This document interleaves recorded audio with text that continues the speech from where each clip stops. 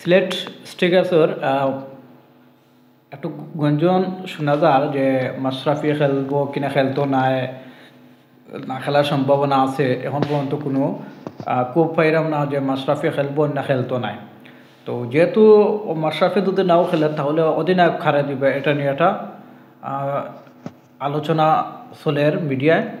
তো যেখানে এখানেও আছে আপনার যদি আপনি হিসাব করেন বর্তমানে যে রানিংও আছে জাতীয় দলের রানিংও খেলার তানজিম সাকিব, জাকির আলী অনেক হেরা আছে। আর ওপেনার যদি হিসাবে যায়, ওপেনার আছে ওই যে রনি তালুকদার। রনি তালুকদারের সম্ভাবনা রনি তালুকদারের একাদশে রাখা। একাদশে তো লাসিম খেলবো, হ্যাঁ। এরপর অধিনায়ক যে মাশরাফি যেহেতু না থাকবো তাহলে তো অধিনায়কর বার করবো রনি তালুকদারের উপর। তো রনি তালুকদারও আসলে এত বাদ নাই, অনেকটা ভালো আছে। তার স্ট্রাইক রেট আপনারা তো দেখছেন, কিন্তু সবটা মিলে কর্নেল, এরপর রনি তালুকদার, তানজিম হাসান সাকিব, এরপর আছে জাকির আলী, অনেক আরও কটা প্লেয়ার আছে অত্যন্ত ভালো খেলায়।